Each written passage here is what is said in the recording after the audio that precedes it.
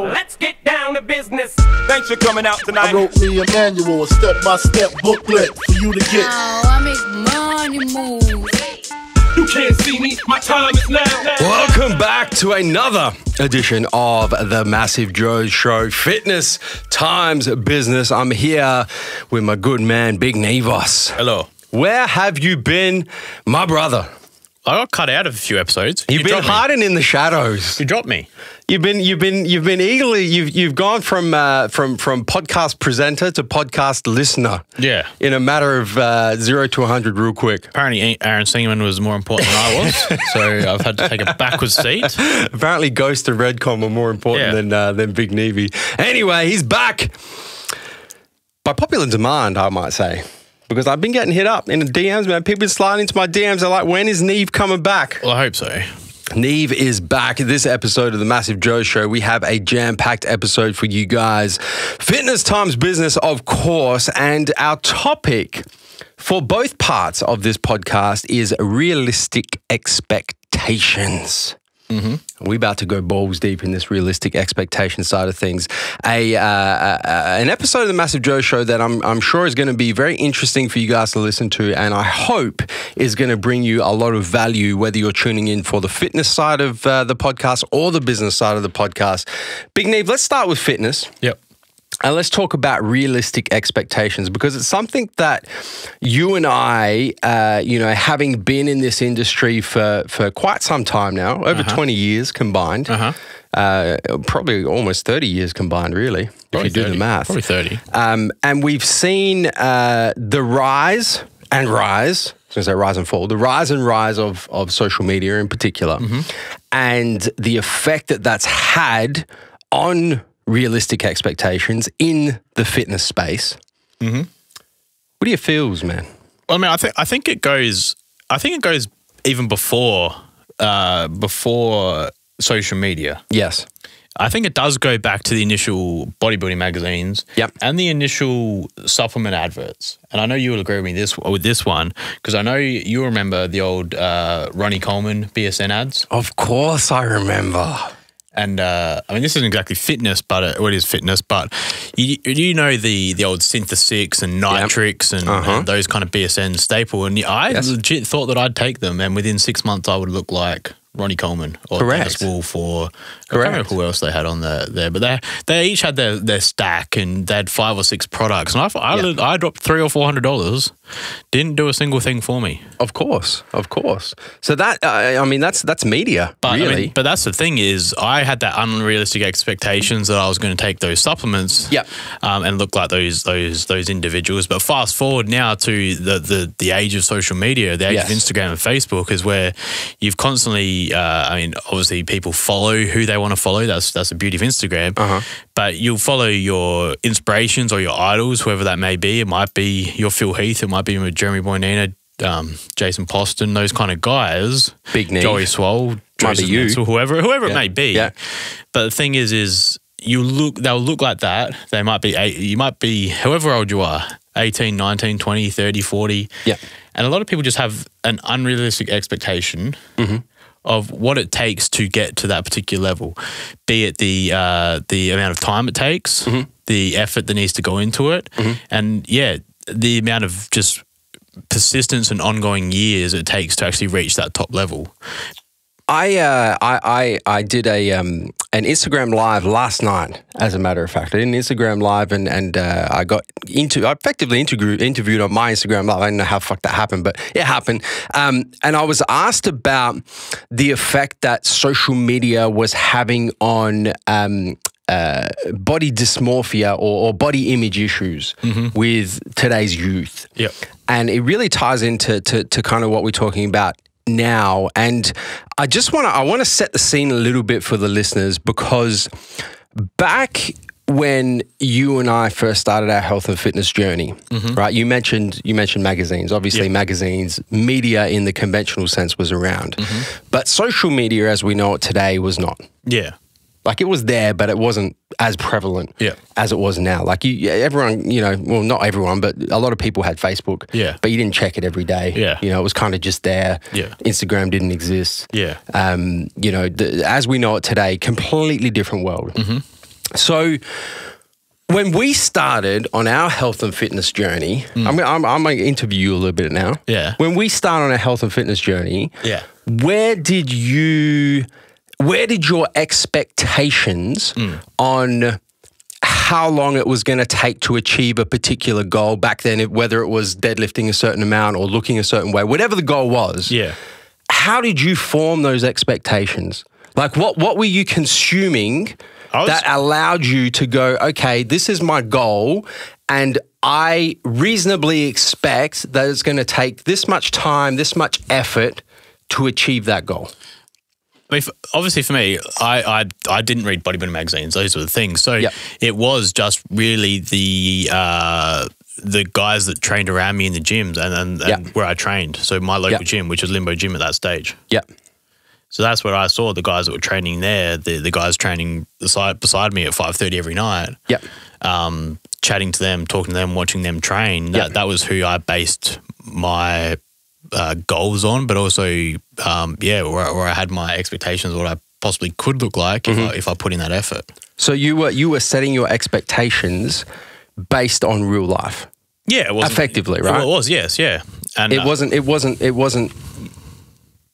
unrealistic. It wasn't a highlight reel, effectively, right? The thing you were seeing real. The thing was, it wasn't unrealistic because I'll just use a couple of the people at Limbo Gym. Is Matt Bernoli currently owns Limbo Gym, but he owned Limbo Gym when I was there. Freak.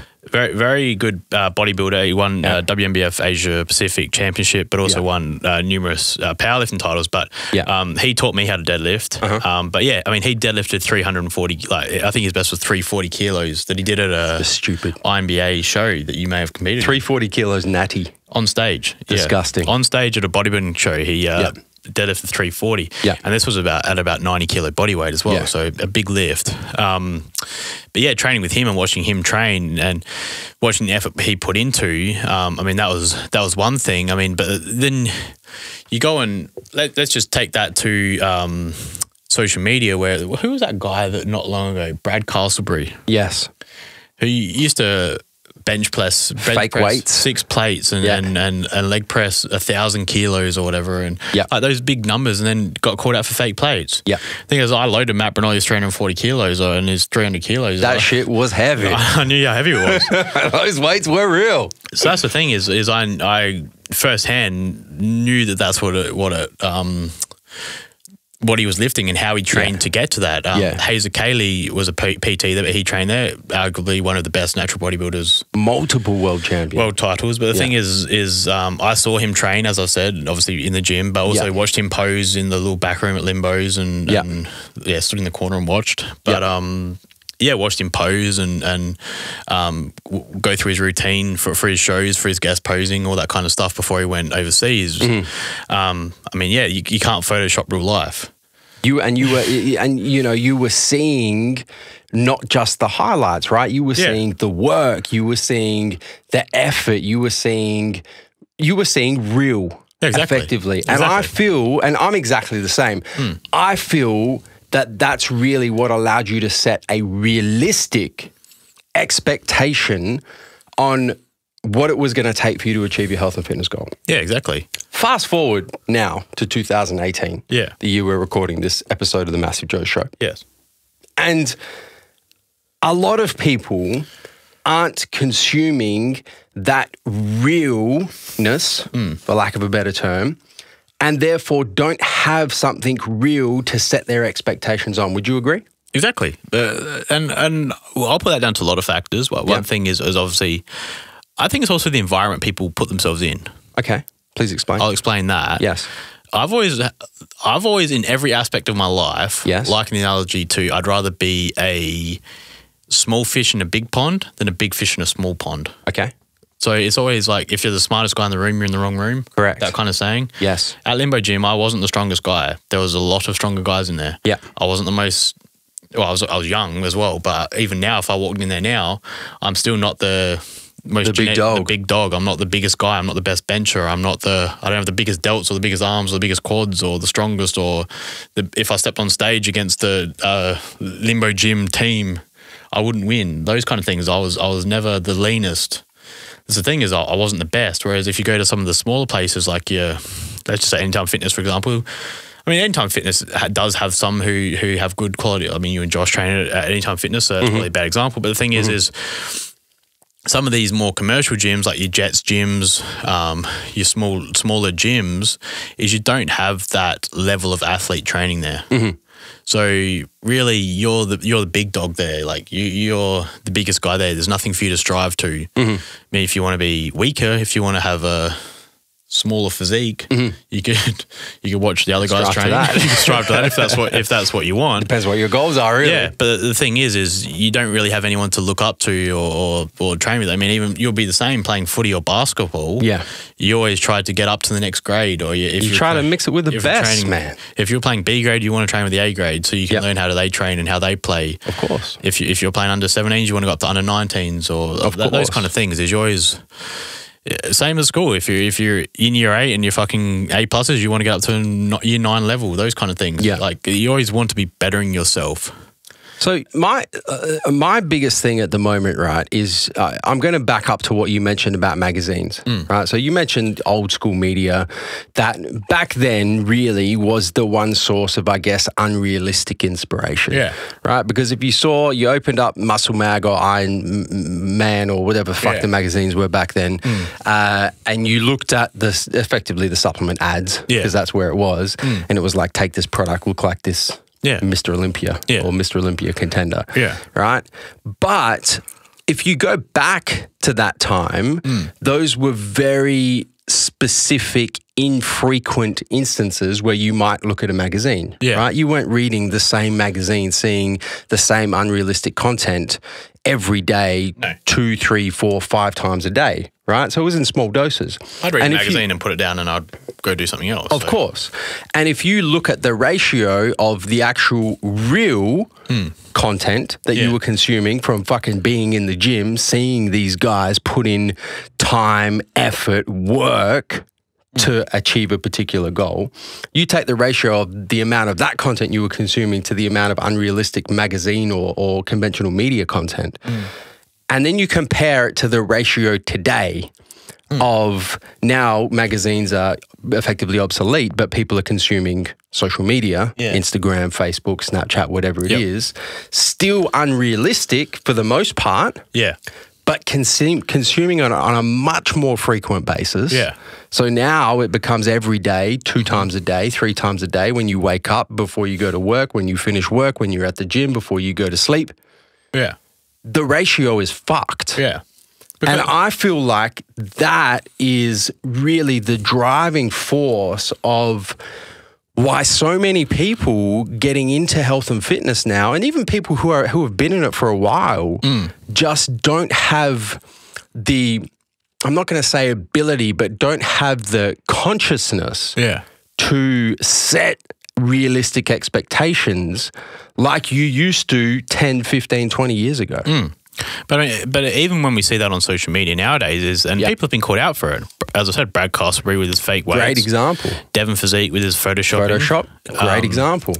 Rich Piana, may rest in peace, but Rich Piana and using fake plates in videos. But let's just point it. It's not new, right? Because they used to do that in magazines. When they do it like that, I mean, what's changed is how much you consume that unrealistic bullshit. But it's not just like this. A little off topic from fitness, but it is everything is an unrealistic expectation.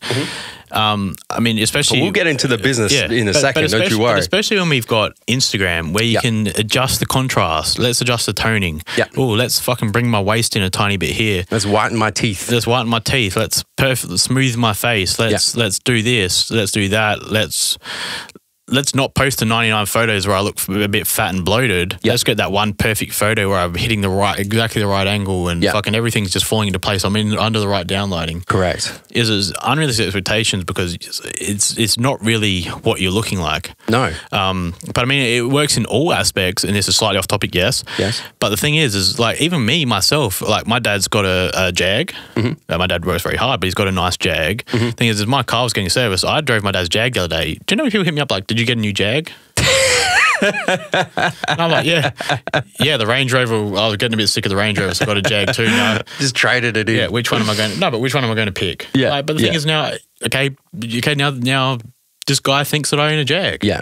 Like, it's so easy to fake life. But you know what the thing is, well, man, is it's circular, right? Yeah. So you've got people consuming this content much more frequently, which is unrealistic. Yeah. And then putting out unrealistic content and then consuming more of it. And so it's very difficult to kind of break the cycle, so to speak. Yeah. You know what I'm saying? I mean, it's very easy. And that's the thing. It's very easy to fake the life you want on social media. Yeah. Like you said, it's a highlight reel. Absolutely. I'm going to post a photo of me standing in front of a nice 3-story house with the fucking landscape gardens. I'm not going to go out to Davern Park in a fucking trust fund house and stand a picture in the front of the in front of the garden with like the windows missing and the grass around. You're not. No, you're not. That's the thing is I'll 100%. show you. But I'll show you what I want to show you. Yeah, yeah. So just circle back to health and fitness because I want to frame this in the space of a health and fitness goal. But in the thing is, yeah, you're right. We in terms of, and that's the other thing is in terms of our end goal. Yes. So okay, your end goal is to look like Joseph Menzel, who's an IFBB pro. Yeah. So you're early 30s now. Yeah. The thing is what age should you start lifting weights? Start lifting weights. Yeah. 14. So you've got 18 years. Yeah. That you've been putting in work. Yep. Putting in effort, which is probably the same age as a lot of the listeners who are listening to this podcast right now. Yep. If not longer. Yep. So for as long as they've been alive, every day they've been alive, you've been doing that 1%, that one extra rep. Yeah. That one thing to do to move yourself forward closer to that goal. 1%ers, baby. Then they add up. That's the thing, is persistence. But it's also is persistence day in, day out. But it's persistence, as we said, for a long period of time. Correct. Doug Miller didn't wake up as Doug Miller. Doug Miller's 40 years old. Yeah. Or I don't know. Almost 40 years old. The thing is, Doug's probably the same. Doug's been doing it for 25 years and they call that his natty status. But the thing is, he's doing it day in, day out. Training is busting his ass because we know how hard he trains. Busting his ass with that kind of intensity and following his diet. Even like diet 95% of the time, 90% of the time on point, 365 days of the year. Yeah. I mean, it adds up. Is those 1% adding up? Of course it is. It's not just going and think, oh, I want to lose a bit of weight. Here, let's go for a walk or every morning for 1 week. Let's do my progress photos after 1 week. Or look, I haven't lost body fat. Let's give up. Yeah. It's not how it works. And I think so I want to give some actual information. Like I want to give some value. I want to provide some fucking value to the listeners right now. Yeah. Because I'm sure there's a bunch of the listeners listening and agreeing, like nodding their head to everything we're saying. Yep. Okay, so what do you do now? Like how do you get out of this cycle? How do you take a health and fitness goal? Yeah. Set a realistic expectation, and then how do you go about achieving that realistic expectation? What does that look like now? I mean, I don't think it's bad to have. Do you uninstall Instagram? No. I mean, for me, stuff like seeing a picture of Joey Swoll or Doug Miller's hamstrings, it motivates me. It doesn't dishearten me. Yeah, it motivates me to where I want to be, I guess, in a long-term goal. Yes, but I don't use it. I don't use it as any other thing other than just a motivational piece. Yes.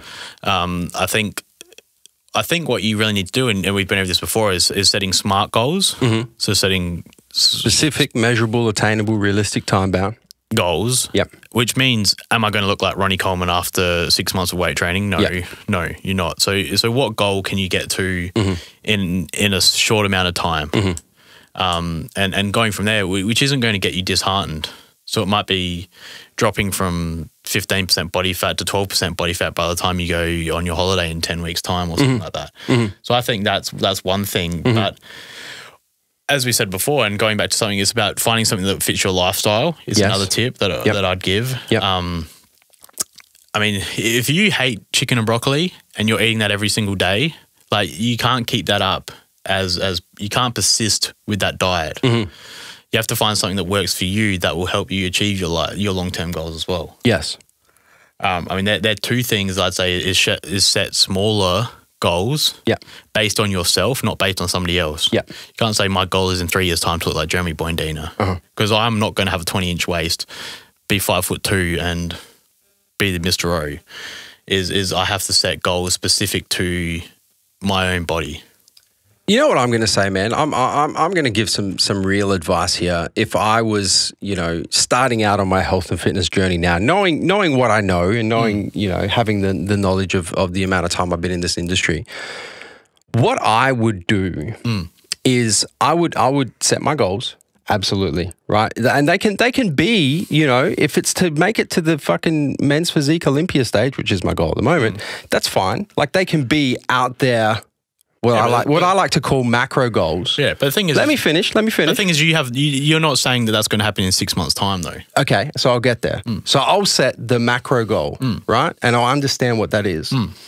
Then I'm going to exert a little bit of awareness and understand that a lot of the content I'm consuming that is designed to be inspirational, motivational, educational, informational, whatever the fuck you want to call it, is not realistic. So I would exert some awareness. I would actually, you know what I would do? I would reach out to people who have been there and done that and ask them. I would slide into their DM and I would ask them. I would say, look, man, this is what I want to achieve. Realistically, how long is it going to take me to achieve it? Because I get, flip the script real quick. I get that all the time. People slide into my DMs and ask me shit like that all the time. And I'll be 100% honest. I'm like, if you're starting out and you want to make it to the men's physique Olympia stage, it's a 15-year goal. Yeah, exactly. So I would do that. I would exert some awareness. I would actually become aware of the fact that most of the stuff I'm consuming is unrealistic, and therefore I can't base, if you look at the SMART, SMART goals, the time bound, I can't base it on that shit. I actually need to reach out to people and start framing something that's realistic. 100%. And also in terms of that is find out how to get there from that person as well. Of course. Is when they're hitting up and say, Joe, how do I get this in 15 years' time? Can you help me get to that point? Yeah. That's the way you have to filter through the bullshit. Yes. Because you've got a lot of these online programs or 8-week transformation programs or online training programs. Just general coaching bullshit. program. And they're just, that's it, they're just general programs. Yeah. They're not individually specified. They're not individually tailored to your goals or individually tailored to your body type or any injuries or your genetics or your blood type, whatever you want to do, your hormones, those kind of things, is reach out to someone like yourself who can actually assist you to get there, not just someone who's going to take your money, give you what's the word, just a cookie cutter bullshit diet and training plan. Something unrealistic. That you could get just out of a magazine. And really get that help needed to get there. And I think once you do that, once you become, you're aware, right? You've done the research you need to do to actually set the realistic expectation. There's then another couple of things that I would recommend, Neve. The first one would be to exert patience, right? So once it's one thing to be aware and set the realistic expectation, but then it's another thing to actually, I said set that long-term vision, have the macro vision, but it's another thing to execute on the micro or execute day to day. Yeah. So I would be patient with the fact that, it's going to take a while. Yeah. It's going to take some time. And a part of that patience would be to actually enjoy the journey, enjoy the process, which ties into if it fits your lifestyle, which you've touched on again, and we mention all the fucking time, enjoy the process and the journey. Yeah. And then finally, because we do live in this social media world and we are consuming unrealistic highlight reels every single day or multiple times a day, would be not to get disheartened by, you see somebody throw up an unrealistic Transformation Tuesday pic that shows they went from someone who didn't look like they lifted to the fucking bikini Olympia in 3 months. Or just some bullshit like that you see every fucking day. Yeah. I wouldn't allow that to dishearten me because once again, it comes back to the awareness because I would be aware that it's unrealistic. Yeah. That it's bullshit. Probably my biggest advice is when you're, you just said it again and I touched on it before, is finding it that fits your lifestyle to be able to, because as you said, it's a marathon. Yeah. To get to that end physique, to get to the end goal you want to be in and the people you look up to, it is a 10, 15-year kind of process. It's patience and persistence, my man. But the thing is, it really is. Like I've said before, if you're suddenly going out with your friends because you need to stay home to rest, if you're not going to go out to the pub and have a beer because it might increase your estrogen levels by 0.0001%, if you're not going to enjoy that fucking family dinner with your family. Yeah. You're not, if you, on a Saturday night, you don't have, all your mates go out to Krispy Kremes and you sit there at the front with a long black because you don't want to have calories. And those 2 calories will fit your fucking diet. It's those kind of things. And you're going to get sick of it pretty soon. And it is not something that you can do for the next 15 years. And it's part of enjoying the journey. And it's part of enjoying the journey. And I can tell you, it's obviously there's a difference between that and being in comp prep and 6 weeks out. But we're just talking day-to-day living is just something that you're not going to enjoy, and therefore you're not going to be able to do that for the long run. You know what, man? It all ties back to if it fits your lifestyle. It does. Does it not? It does. Everything does. Fucking, we're talking about realistic expectations in fitness, and we've ended up back on if it fits your lifestyle. That's the thing. If you don't want to train 7 days a week, then don't train 7 days a week. Train 5 days a week. Train harder in those 5 days. It's just the thing is you have to do what you enjoy. Yeah. If you don't enjoy training legs, well, okay, don't train legs. Like it depends obviously what you want your own physique to look like, but there's nothing in the rule book that says you need to do things or do what you enjoy. And that's what's going to be able to help you over the next 10, 15 years. Once you've set that realistic expectation. My man, let's flip it. Let's move on. Let's move away from fitness now. And let's move on to business. And we're gonna hit business with exactly the same topic because there are a lot of crossovers. So we're gonna talk about business with regards to realistic expectations. Yeah. And I wanna, you know what, I wanna we weren't gonna do this, but fuck it, let's do it anyway. I wanna talk about both sides. I wanna talk about people who do run their own business. Yep. Because we have spoken about that in previous podcasts a fair bit. But then I also want to talk about people who work for someone else. Yep. And setting realistic expectations for career progression within someone else's business. Yep. What are your thoughts on this, man? Well, let's talk about business. Is your own business? Your own business. All right, let's start there. Let's start there. For all the business owners, for all the entrepreneurs, let's start there. I mean, people think that, and I'm going to go straight back to social media. Is you see people on social media driving their Lambos. Yes. Driving their Audi R8s. Yeah, their Jags. Their Jags, in the big fancy houses, et cetera, et cetera. Yeah. I mean, and that's what you think that being a business owner is going to get you. Yeah. Is you think that, all right, I'm going to go start up whatever, Steve Supplements. Yeah. I'm going to go to work. The customers are going to start flowing in. Fuck, in 3 years' time, 6 months' time. Let's go 3 years. Let's go like 3 months. 3 months. I'm gonna have a multi-million-dollar business. I'm going to be pulling in $3,000 a week. I'll be CEO on 10K a day in no time. Yeah. It's just that unrealistic expectation. We hear it a lot, and I bring this up because we get it a lot because people say to us, you must love it at MassiveJoes because all you do is train and film videos. Yeah. And be on Snapchat and Instagram is they don't realize the effort, especially from yourself as the business owner, because you put in fucking probably twice as much work as the rest of us, is exactly what goes into it to achieve what you've achieved. And they don't see the behind the scenes and see how much effort goes into it. I mean, you might pull, I mean, let's just say your standard employee pulls in $1,000 a week. For numbers' sake, for a 40-hour work week, you're probably putting in 120 hours, and let's say you might take away 1,200 a week. But the thing is, that you've just done 3 hours. You put it on an hourly wage here, and you're putting in 3 times as much for pretty much the same wage, just to say it's your own business. Yes. So that's one thing as well. People just don't understand, the time and amount of hours and the return on investment that gets from being your own boss. Well, not even that, man, but on like the whole, the one thing that I see that frustrates me the most is once again, like, and you're correct. I feel like we're sounding like a broken record, but it does tie back to social media. Is so many people will go into their own business or start their own business or go on their own entrepreneurial journey, whatever the fuck you want to call it.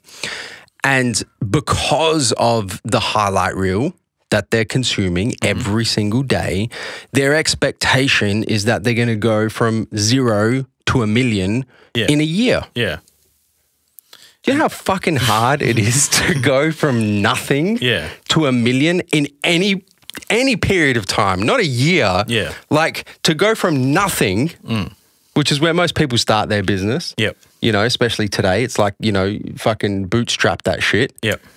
To generating $1 million worth of sales in a 12-month period is unbelievable. Yeah, exactly. And people just expect it to happen in the first year. Yeah. Do you know how many times I hear that? Every fucking day I hear that. It seemed like the hot thing like even 3 to 5 years ago was everyone being a personal trainer. Yeah. Now in the fitness industry, the hot thing is to be an online coach or an online coach, online personal trainer, etc. I can't talk because I do it on the side. The different side, I do it just as a side business. It's not my income. Yeah, let's use someone like Zach Smith, for example. Sure, because he's well known on Instagram. Zach's been doing it for a fair while. But the thing is people see people like Zach, like in Thailand or holidaying, working by the pool on his plans and stuff. But the thing is people think that that's what they're going to do. They're going to put online coach in their bio on Instagram, and then they sit there and wait for the clients to roll in, and they don't come. Thing is it's just not what happens. You don't just suddenly automatically put online coach, decide you're going to be an online coach or online personal trainer, and suddenly you're sitting by a pool in Thailand writing plans for your 100 clients. It just doesn't work that way. Yeah. Because people have an unrealistic expectation of what it takes to get to that level. The behind the scenes streamlining of a process of things, as you know, marketing, the website, the infrastructure, the knowledge, having the people on hand, like Zach's, let's just use Zach again, but Zach's photo shoots, all those kind of things aren't free. Thing is, he doesn't just sit there and clients hit him up. It's taken years until he's got to that kind of level. The same as MassiveJoes. Absolutely. I mean, I'll go back to myself. I stopped landscaping because I was sick of working in the rain and the hot. I turned into a little bitch. And at this stage, I was buying my subs off from MassiveJoes. And I didn't do it. This was before Instagram, social media. So it wasn't the fact that, I saw Joe in his Hummer in his car or whatever, and I see his half. I didn't drive a fucking Hummer back then, mate. I drove a van. No, exactly. That's what I'm saying. I didn't have that to look at and compare to. Yeah. I didn't have Joe and his half court or the big warehouse or the lifestyle on social media. Those kind of things is I did it because I had a love for supplements. Yes. I was self-aware enough to know I can't fucking do this myself. Yeah. I sat there at my desk in my bedroom, as you would have started, as I know you started. I had my bookshelf of sups that I got from 1 or 2 suppliers in my room with not a whole lot of money in my bank account. But the thing is I just knew that, if I want to do what I need to do, I don't have the money to get a professional website made. I don't have the website to have the inventory on hand that I need to be able to make this work. Yeah. I don't have the knowledge of marketing. Is I probably and a big bit of that was probably the financial side of things. I just didn't have that money in reserve to be able to get it set up initially as I wanted it to, for it to work like I wanted to do. Which is when I met Joel and applied for the job, because I'm like, well, if I want to, because I was self-aware enough to know that on my own at that particular point in time I couldn't do what I wanted to do, and I'm humble enough to admit that I wasn't good enough at that stage. And you were realistic as well.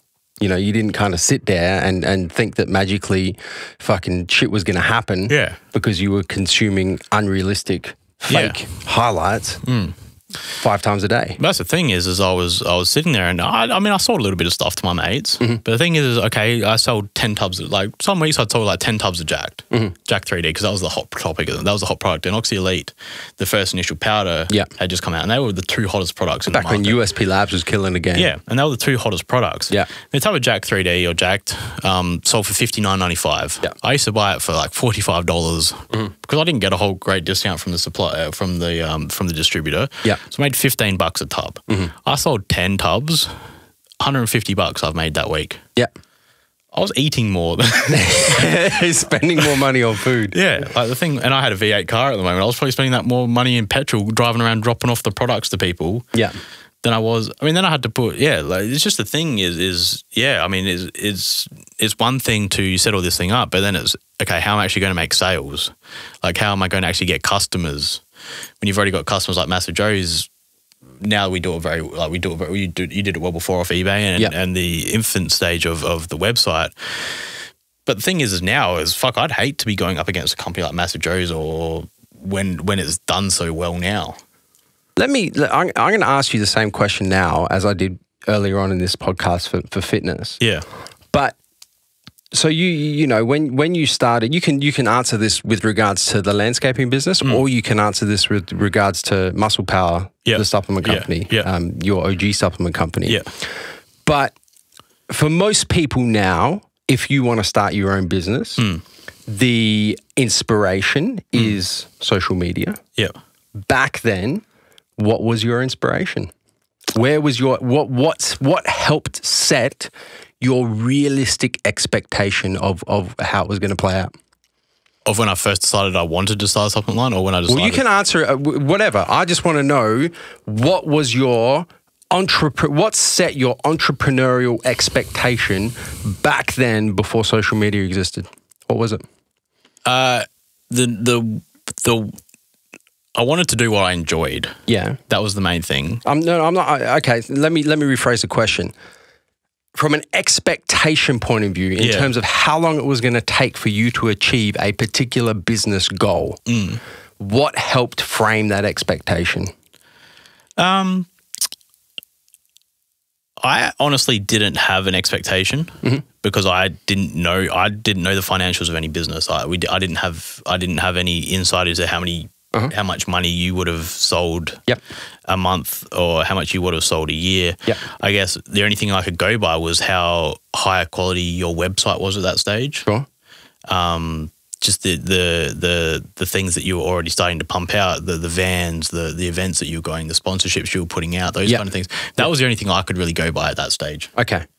But you know what the beautiful thing about this is? What? Is the fact that you've answered this question with effectively you had no expectation. Yeah, I didn't, That is, and you know what? That makes me very happy. It's brought a smile to my face because in my personal opinion, that's what running your business and that's what being an entrepreneur is all about, is going into it with no expectation other than the fact that you fucking love what you're doing. And I mean, there was you who I used to buy from who had the website side of things. And obviously, as I said, I mean, you had the van, and that's really the SUPS bus. Yep. And that was really the only expectation or not the only expectation, but I mean, that's not the fucking Lambo sitting in the driveway. It's a Kia van, fucking. Correct. I mean, it's not all glitz and glamour. Yep. There was another SUP brand I used to buy from here in Adelaide a little bit because it was close to my house, and there was only one store at that stage. I think they just opened their second store at that stage. But the thing is, as well, is it was nothing glitz and glamour about that. It was just a store with fucking SUPs in it. Yep. I mean, there was nothing other than I enjoy SUPs. I enjoy taking SUPs. My mates used to ask me about what SUPs I took. Yeah. I thought I could have some kind of influence. I thought, well, not influence, but I had knowledge on supplements and what I could recommend to people. Yeah. And I thought, fuck, I could actually make a business out of this by people asking me what I take. If I could somehow grow on that. I honestly possibly the reason why part of it failed was no real structure or business plan. I kind of just winged it. Really, I bought SUPs and somehow expected them to sell without really knowing how they sell, other than putting a status up on my own personal Facebook page. Because back then I didn't know anything about Google, knew nothing about Google Ads, knew nothing about Facebook marketing, Facebook ads. I didn't even know if Facebook ads fucking were around back then. Thing is, I didn't know anything but the thing is, I knew that.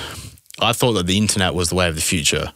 I knew that possibly retail people were starting to buy off websites back then, and I thought, yeah, well, look, that's probably where it's going to go. I don't have to pay for the overheads. That's why I went with an internet business, because I didn't have to want to pay. As I said earlier, I had no real financial backing to be able to even look at going into my own supplement store, because I had no money to pay for rent or bank deposits or security or guarantee or any of that kind of stuff. So.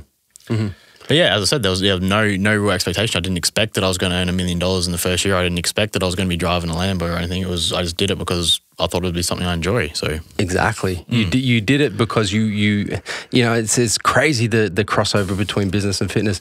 You did it because you were more interested in the journey than the outcome, than the goal, right? And I think that, you know, a lot of people now who are going into their own business and going into going into entrepreneurship are doing it because they see the end result, which in most cases is unrealistic, is fake, is the highlights, and they don't really give a fuck about the journey.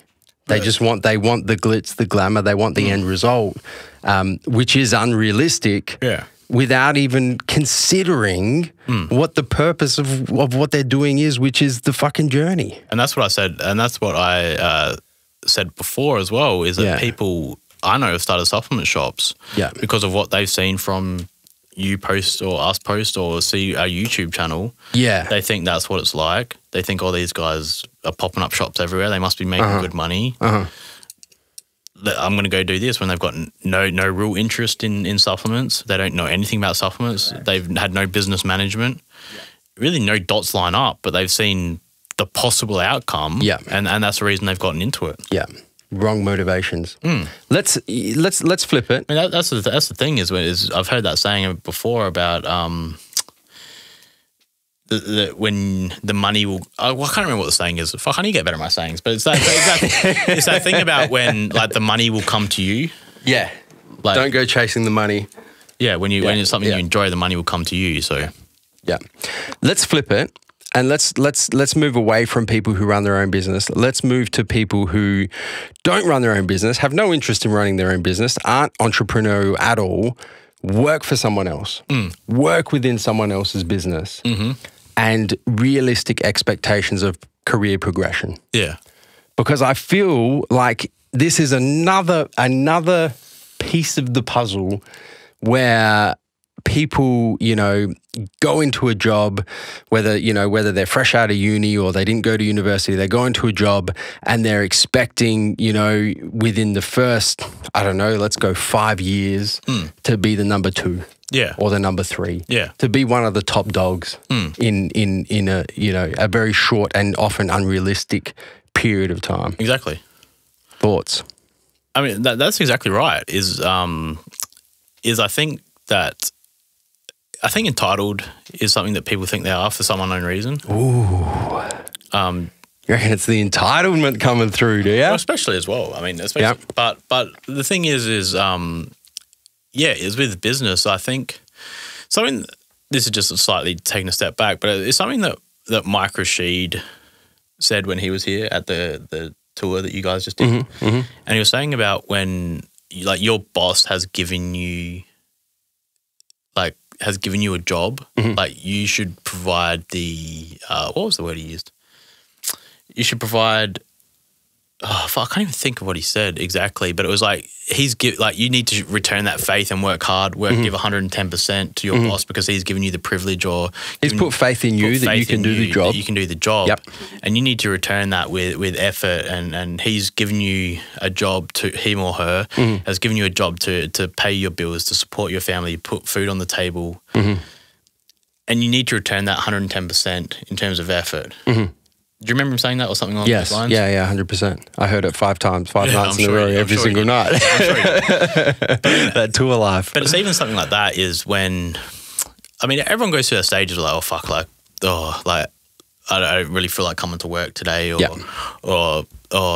my boss just yelled at me, fuck him, blah, blah, blah, blah. Yeah. And everyone's been there. Everyone's done that. Everyone's had a bad day or whatever. But the thing is that you've been given this opportunity to come and work in your position. He didn't have to hire you. He could have hired John that came in before you, or he's put his faith in you. He thinks that you can do the job.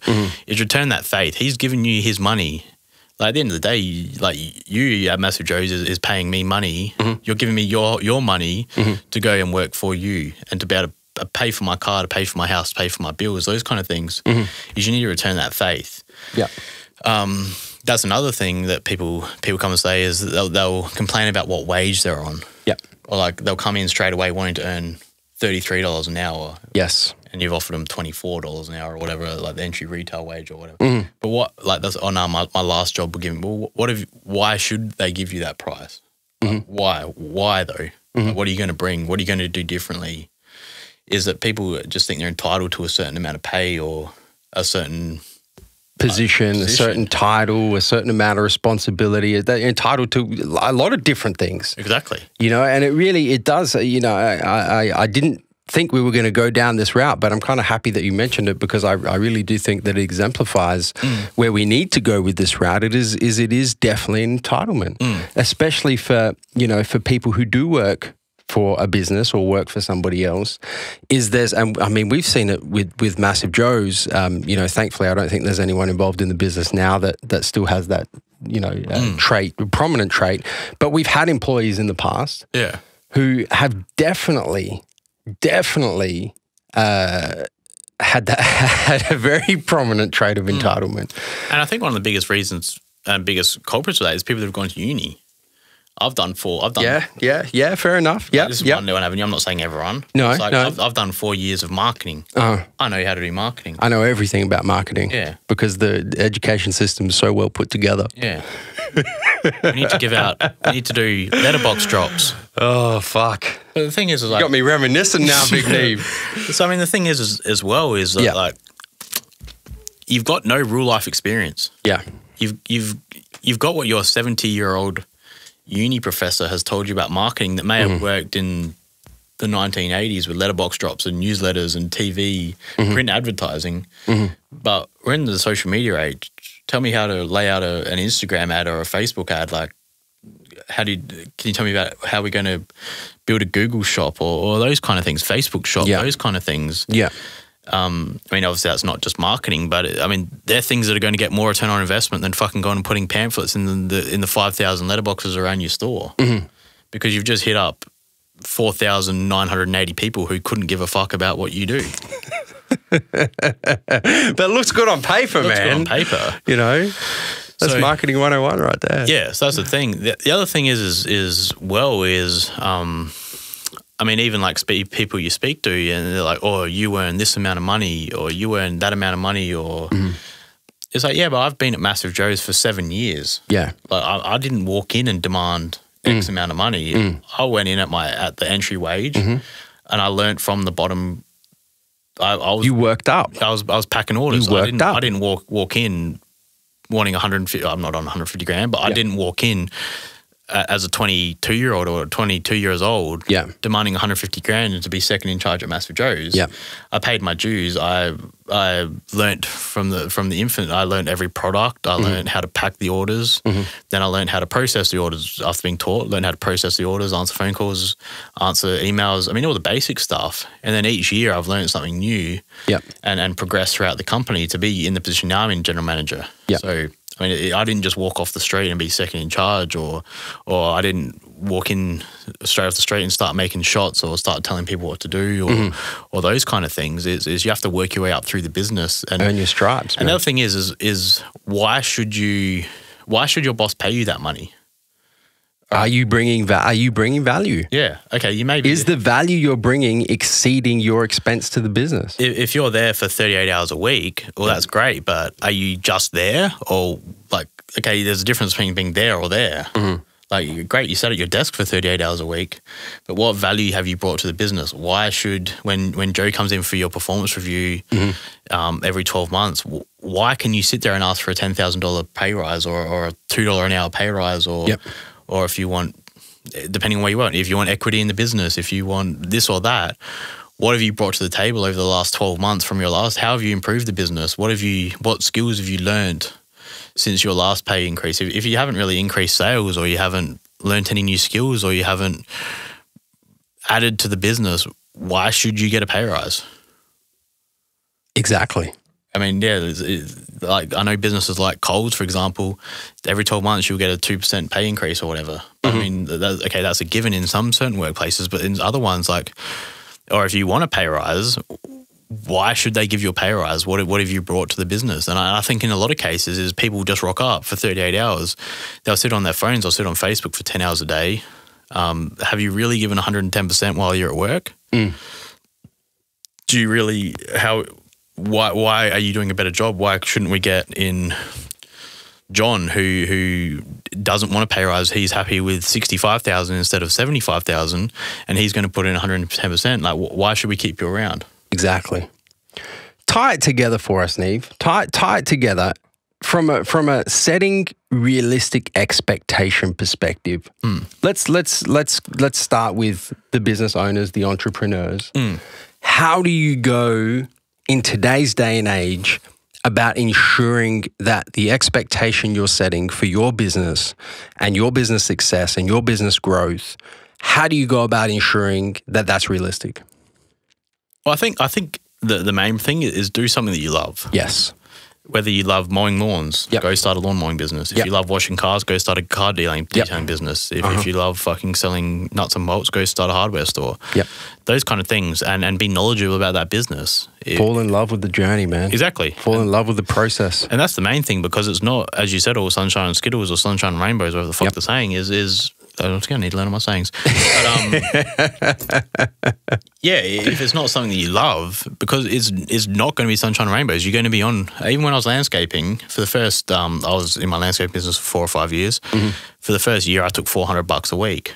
As a fucking, when my mates were just getting out of apprenticeships around that age, after their 4 like electrical apprenticeships and tradie apprenticeshihips, and they're only $1,200, and there's me pulling $400 out of my own business and putting the rest back into the business, buying new tools, buying another truck, buying bobcats, those kind of things that went into the business. Thing is, I was earning $400. Yeah, I could have probably stayed at my old boss, earned $1,000 a week, but that wasn't part of what I wanted to do. So yeah, if it's not going to be, you're not going to open your business and start taking $1,500, $2,000 a week. You're going to have to, you have to even have a second job, which will pay for your bills. Which will, especially if you're starting from zero. Starting a business from the bottom, man. Like, you got to start. You're starting from the bottom. You got to meet your responsibilities elsewhere. Yeah, and that's the thing, is there's probably positions where you're in is don't just give away. There's another thing, but don't just give away your day job and fucking go chasing that goal. Is put steps in place. Start your side business or your business. Start putting steps in place for 6 months, 12 months. While you're still at that, I mean, you're only working 9 to 5. Go home and work from 7 till 2 on your own business. So you're saying if you're an entrepreneur, if you're starting your own business, the best way to set a realistic expectation is actually not to set an expectation. I don't think so. Is to just pursue your passion. Because the thing is, as well, is if it fucking falls on its face, and you know how many businesses go out of business? Most. Most. There is actually percentages of how much don't work or go out of business in the first 12 months or go under.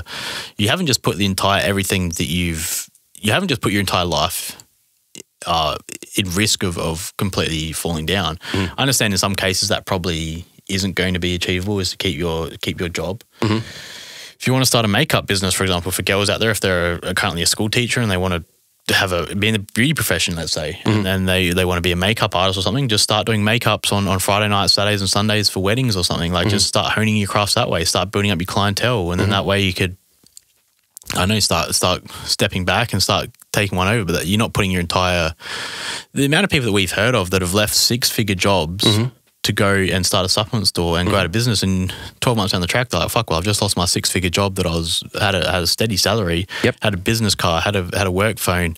I was paying my mortgage easily. Me and my wife went on trips. All of a sudden, you've got none of that, and you've got a $250,000 business debt that's just gone out of business. Just shit like that. And that's it. Is not having that correct intention, motivation. I guess. Motivation. Because as once again I said, you're not really interested in it. It's not really true passion. Not your passion. All right. And then for someone who's working for someone else, how do you go about setting a realistic expectation about career progression and not being entitled? How do you do that? I think that you need to know your position in the company. To know where you really rank in the whole food chain of a business. That's one thing. Learn the business inside out. It's almost the stage where you do need to become indispensable. Like, you need to put in that much work and that much effort, and think that, fuck, Joe needs to keep me around because I'm bringing this much value to the business. And then in return, people like Joe or business owners will want to keep you around, reward you. Yep. They want to promote you from warehouse assistant to sales manager to national sales manager, general manager. They want to promote you from warehouse assistant to warehouse manager. They want to promote you from casual store assistant to store manager. It's things like that. You can't just walk in and just start fucking swinging your dick around and think that you're going to be on the big bucks and the big roles. Is you have to work your way up. You have to put in work, and you have to be. But the thing, and you have to really be. What's the word? You really have to like actually work hard enough to receive your wage. I think what you're trying to say, and correct me if I'm wrong, but I think what you're trying to say is add as much value as you possibly can in your given position at a given point in time to the business you are working for. That should be your primary goal. That is the expectation is add as much value as you possibly can. Yeah. And then see what comes of it. And that works in every single workplace. And value is rewarded, man. In most workplaces, it always is. In every workplace, there's going to be some kind of measuring stick that people are able to judge you on. Let's say you're at Lorna Jane. You're going to be able to see what your average dollar spend is of your customer.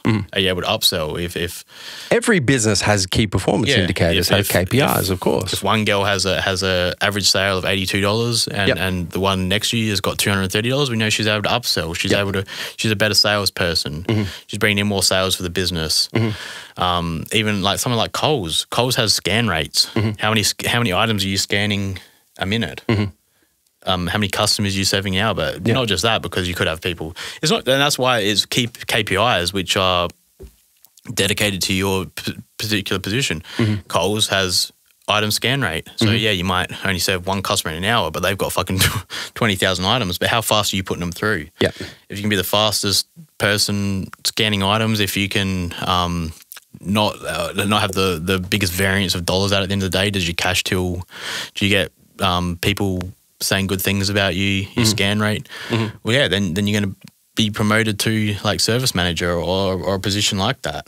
So once again, you're saying within the context of business, if you're working for someone else's business, you'll be rewarded. The best way to set a realistic expectation is to not have an expectation, but to add as much value as you possibly can in the first instance, and then take it from there. But I think that works both ways, though. Is know your worth. If you're adding value to a business. In both directions, though. Yeah, exactly. If you're sitting there doing sweet fuck all, you need to recognise that worth too. You need to sit there and realise, fuck, what am I actually bringing to this business? Have I just spent I've been rostered on for 8 hours and 5 hours I've sat on Facebook and YouTube looking at fucking Limp Bizkit tracks. Or in hindsight, if you've grown the sales 30% each year for 5 consecutive years and your boss hasn't given you a pay rise over those 5 years, we'll think, well, fuck, does my boss, am I in the right workplace? Should I look elsewhere for a job? Can I take this to a competitor and say, look, this is what I've done for my particular business over the last 5 years. These are what I've put in place. This is what I've done. These are my skills I've learned, blah, blah, blah, blah. Sell yourself and is know your worth both ways. If you're being fucking shit and you're not putting in 100% for your boss, you're probably not going to get a raise or a promotion or any kind of position in the food chain higher. So it works both ways. Fuck, it's good, mate. It's good. I can't argue with it. I think the thing for me is I've been in both positions. So I mean, well, that's why I'm asking you for your opinion because you definitely have some good insights. But that's where you need to get feedback from your boss as well. Of course. And don't just sit there like just thinking that you're doing the right thing, because you might not be doing what they want to do. Is get constant feedback, and don't take that feedback to heart. Use that to work on things like such as me. Every year or every 6 months, every 3 months, whatever, Joe gives me feedback, and each year I've gone away, or each time I believe I've gone away and worked on that and gotten better in each aspect that I possibly wasn't doing as well in. It's a shit sandwich. what I'm doing well at, what I'm doing fucking shit at, something else I'm doing well at. But then you go away. Put the shit in the middle. Yeah, exactly. But the thing is unless you're working on your weaknesses, and I do those things. Say, well, what, Joe? I want to look at getting a promotion, or I want to look at getting a pay rise. Like, what do I need to do? How do I add value? How do I add value to the business? What am I doing wrong? What can I work better on? What do you want me to focus on? How do I add so much value that I can then ask for something back in return? Yeah. That's what it comes down to, man. Yeah. Add, ask. Oh, what's that, Gary? So yeah, but it's completely right. And I think if you put in the work and effort over the years or over a certain amount of time and your boss sees that, then yeah, you're going to be rewarded for that. Value is always rewarded. Big Neve, what an episode. What a great Massive Joe show. Good to have you back. Dropping all kinds of knowledge bombs. I'll go away and I'll research sayings for the next one. Yeah, I think you definitely need to scrub up on your sayings. Yeah, that's what lets me down. That's your 3-month feedback right there. Must get better at sayings on the Massive Joe show. Yeah. Big Neve, do you have anything else you'd like to add? No. Well, guys, that's a wrap for this episode of the Massive Joes Show podcast. Until next time. Where are we coming to and from, Neve? MassiveJoes.com. Stay massive. Thank you for listening to this episode of the Massive Joes Show. Make sure you subscribe on your favorite podcasting platform, whether it be SoundCloud, Spotify, iTunes, YouTube, Podbean, Stitcher, or TuneIn. And if you enjoyed listening to this episode of the Massive Joes Show, ensure that you give us a 5-star rating on your favorite podcasting platform. Until next time, we're coming to you from MassiveJoes.com. Stay massive.